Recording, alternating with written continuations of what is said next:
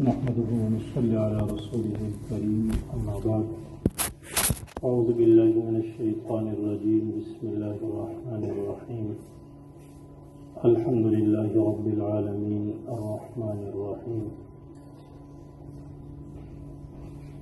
قرآن عظیم الشان اللہ رب العزت کی کتاب ہے اور اللہ پاک نے اس کو نازل فرمایا ہے۔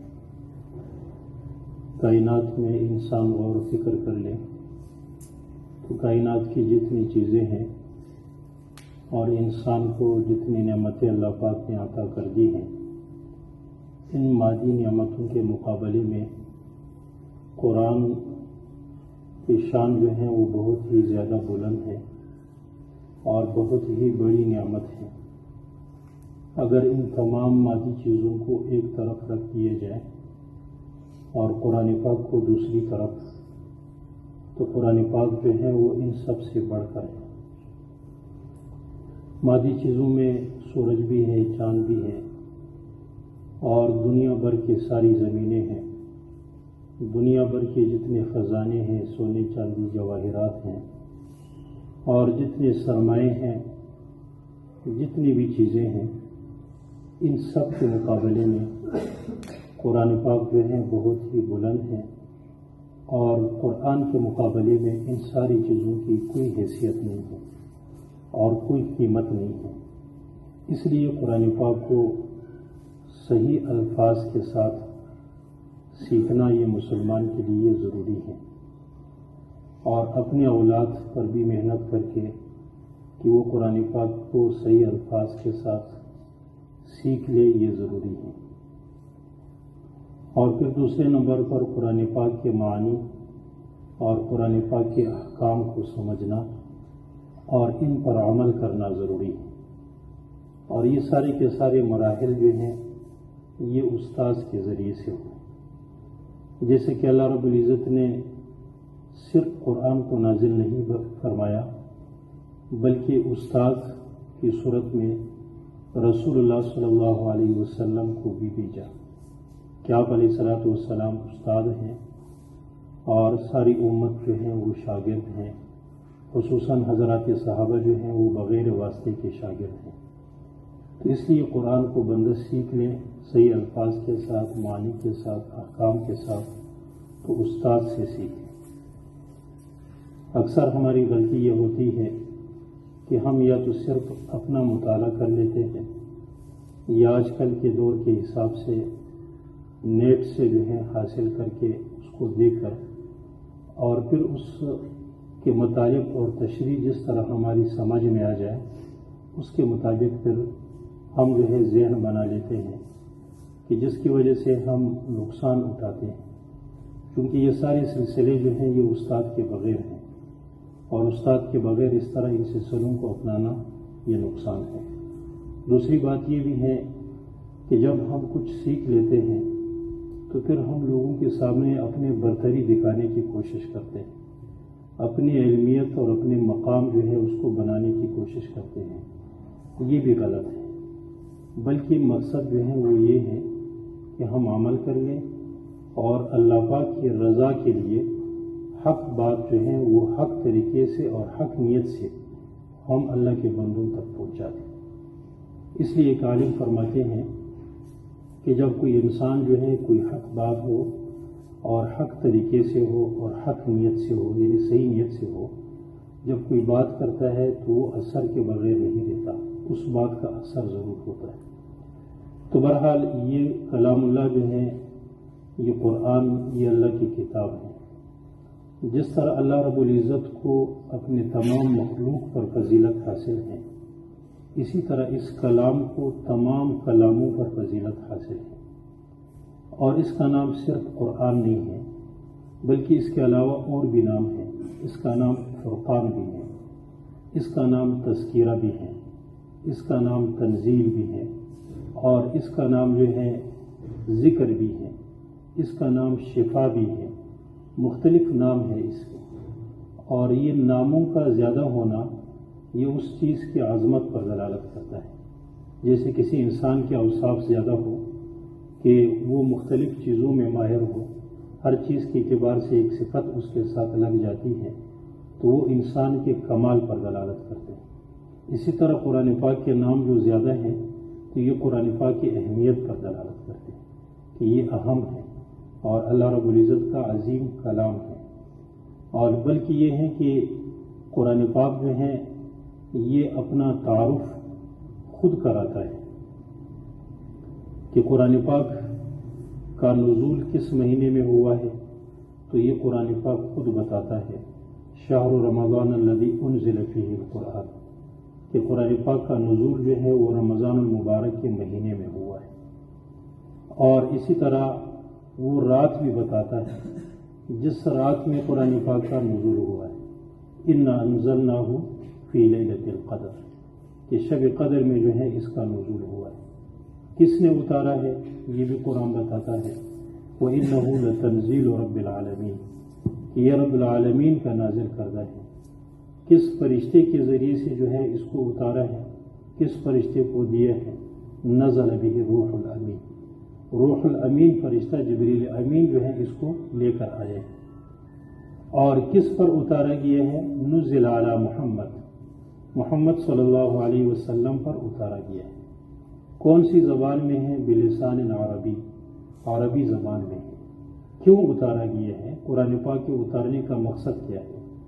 ہر کام کا کوئی مقصد ہوتا ہے، انسان کوئی بھی کام کرتا ہے، کھانا پکاتا ہے تو اس کا بھی ایک مقصد ہے، کاروبار کرتا ہے اس کا بھی ایک مقصد ہے، کہیں سفر کرتا ہے تو وہ بھی ایک مقصد کے لیے کرتا ہے۔ تو قرآن پاک کا مقصد کیا ہے، یہ اللہ رب العزت نے کیوں اتارا ہے؟ فرمایا لِتُخْرِجَ بِهِ النَّاسَ مِنَ الظُّلُمَاتِ إِلَى النُّورِ، کہ تاکہ اس کے ذریعے سے لوگ جو ہے وہ اندھیروں سے نکل جائے، روشنی میں چلے جائیں۔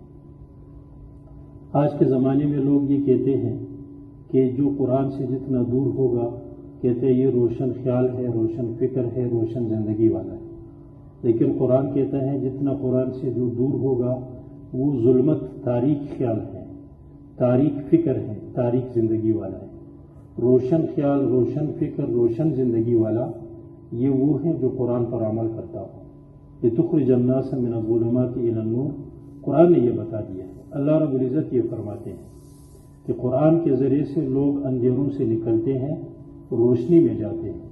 تو اسلام، مسلمان ہونا اور اسلامی زندگی اختیار کرنا یہ روشن زندگی ہے، اور اسلامی افکار کو اپنانا یہ روشن خیالی ہے۔ تو اس لیے قرآن پاک کا مقصد یہ ہے، فرمائے کہ لِتُخْرِجَ النَّاسَ مِنَ الظُّلُمَاتِ إِلَى النُّورِ، اور پھر یہ کہ قرآن پاک کے ساتھ جس چیز کی بھی نسبت ہوتی ہے وہ چیز جو ہے وہ مقدس ہو جاتی ہے۔ رمضان المبارک کی نسبت ہے تو شہر رمضان الذی انزل فیہ القرآن، تو وہ مہینہ بھی تمام مہینوں سے مقدس ہے۔ شب قدر کی نسبت ہے تو وہ تمام راتوں سے جو ہے وہ مقدس رات ہے۔ اور عربی زبان کی اس کے ساتھ نسبت ہے تو وہ بھی ایک جو ہے فضیلت والی زبان ہے۔ رسول اللہ صلی اللہ علیہ وسلم نے فرمایا کہ عرب سے محبت کر لو۔ فرمایا کس وجہ سے عرب سے محبت کر لو؟ فرمایا اس وجہ سے کہ میں عربی ہوں، یعنی آپ علیہ الصلوۃ والسلام عربی ہیں۔ اور فرمایا کہ جنت والوں کی زبان جو ہے، بولی جو ہے وہ عربی ہے۔ جتنے مسلمان جنت میں جائیں گے تو وہاں پر جنت میں وہ جو گفتگو کریں گے، باتیں کریں گے، وہ عربی میں کریں گے۔ اور اسی طرح فرمائے کہ قرآن پاک جو ہے یہ عربی ہے۔ تو قرآن عظیم الشان جو ہے عربی کی وجہ سے، عربی کو بھی قرآن پاک کی وجہ سے جو ہے عظمت ملتی ہے۔ اور پھر جس زمانے میں اس کا نزول ہوا ہے اس زمانے کے متعلق بھی آپ علیہ الصلوۃ والسلام فرماتے ہیں کہ خیر القرون قرنی، کہ جتنے بھی زمانے ہیں تمام زمانوں میں بہترین زمانہ جو ہے وہ میرا زمانہ ہے۔ اس اعتبار سے ہر حال آپ علیہ الصلوۃ والسلام پر قرآن کا نزول ہوا ہے تو آپ علیہ الصلوۃ والسلام امام الانبیاء ہے، سید الانبیاء ہے صلی اللہ علیہ وسلم۔ تو یہ قرآن پاک کی جو ہے اہمیت ہے کہ یہ عظیم کتاب ہے، بہت بڑی نعمت ہے جو اللہ پاک نے ہمیں عطا کر دی ہے۔ اور ایک روایت میں رسول اللہ صلی اللہ علیہ وسلم فرماتے ہیں ان اللہ یرفع بہذا الکتاب قوما ویضع بآخرین، کہ اس کتاب کے ذریعے سے اللہ رب العزت ایک قوم کو بلند مقام عطا فرماتا ہے۔ یعنی جو لوگ قرآن پاک کو وہ اپناتے ہیں، قرآن پر ایمان لاتے ہیں، قرآن کے مطابق عمل کرتے ہیں، اللہ رب العزت ان کو بلند مقام عطا فرماتے ہیں۔ وَيَضَعُ بِهِ آخرین، اور جو قرآن سے ٹکر لیتے ہیں اور قرآن پر ایمان نہیں لاتے ہیں، قرآنی علوم پر اور قرآنی احکام پر عمل نہیں کرتے ہیں، اللہ رب العزت ان کو ذلیل کر دیتے ہیں۔ مکے کے رہنے والے جو ہیں ایک طرف جو ہے سردار قسم کے لوگ ہیں، تاجر قسم کے لوگ ہیں، سرمایہ دار قسم کے لوگ ہیں، بڑے لوگ ہیں، معاشرے میں ان کی ایک حیثیت ہے اور ان کا ایک مقام ہے، لیکن انہوں نے ایمان نہیں لایا تو وہ ذلیل ہو گئے۔ اور جو غلام ہیں دوسروں کے اور غریب ہیں، نادار ہیں، جن کے پاس کچھ بھی نہیں ہے، صفے والے ہیں کہ جن کے پاس جو ہے کھانے کو کچھ نہیں ہے، پہننے کو کچھ نہیں ہے، لیکن قرآن پر ایمان لایا ہے تو اللہ رب العزت نے ان کو بلند مقام جو ہے وہ عطا فرمائے۔ قرآن کی وجہ سے اللہ رب العزت بندے کو بلند مقام عطا فرماتے ہیں، یہاں تک کہ قرآن جس سنے میں محفوظ ہوتا ہے جو حفاظ کرام ہوتے ہیں تو ان کے لیے بھی ہم فضائل جو ہے وہ سنتے ہیں، بلکہ ان کے رشتہ داروں کے لیے، ان کے والدین کے لیے بھی ہم فضائل سنتے ہیں۔ تو یہ قرآن پاک کی برکت ہے، اس لیے قرآن پاک کو سیکھا جائے اور اس کے مطابق بندہ عمل کرے۔ رسول اللہ صلی اللہ علیہ وسلم نے ایک حصی مثال کے ذریعے سے سمجھانا چاہا، اور وہ بھی ان صحابہ کے سامنے آپ علیہ الصلوۃ والسلام نے مثال بیان کیا جو صحابہ انتہائی غریب ہیں، نادار ہیں، جن کے پاس کھانے کے لیے کچھ نہیں ہے، پہننے کے لیے نہیں ہے، اور بھوک کے مارے جو ہے نماز پڑھتے ہوئے گر جاتے ہیں، اور وہ صحابہ کے جسم جو ہے پورا جو ہے ان کا ڈھکا ہوا نہیں ہے، جسم پر مکمل لباس نہیں ہے، اور شرم کے مارے ایک دوسرے کے پیچھے جو ہے ہو کے ایک دوسرے کا آڑ لے کر جو ہے وہ چکتے ہیں۔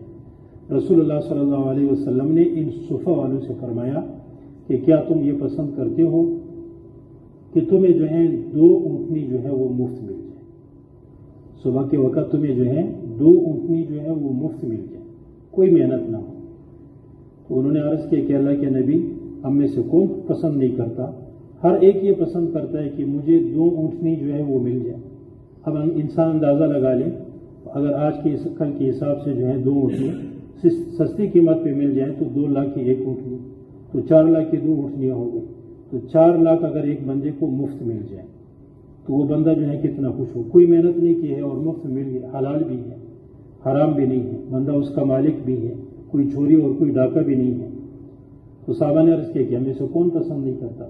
رسول اللہ صلی اللہ علیہ وسلم نے فرمایا کہ قرآن پاک کی 2 آیات کو سیکھنا یہ 2 اونٹنیوں سے، یا دوسرے الفاظ میں 4 لاکھ سے بھی بہتر ہے، اور فرمائے کہ 3 آیت سیکھنا تو یہ 6 لاکھ سے بہتر ہے، اور 4 آیت سیکھنا یہ 8 لاکھ سے بہتر ہے۔ یہ رسول اللہ صلی اللہ علیہ وسلم نے اس کی روحانی قوت بتا دی کہ وہ تو مادی چیزیں ہیں، تو وہ چیزیں تمہیں مل جائیں تو تم خوش ہوتے ہو، لیکن یہ روحانی چیزیں ہیں، یہ تمہیں مل جائیں تو یہ ان سے بڑھ کر ہے، اور اس میں اللہ رب العزت نے تمہارے لیے بہت کچھ رکھا ہے۔ تو اس لیے قرآن پاک کے ساتھ بندے کا تعلق ہو کہ اللہ رب العزت کی مقدس اور عظیم کتاب ہے۔ اللہ پاک ہم سب کو عمل کرنے کی توفیق عطا فرمائے۔ وآخر دعوانا الحمدللہ۔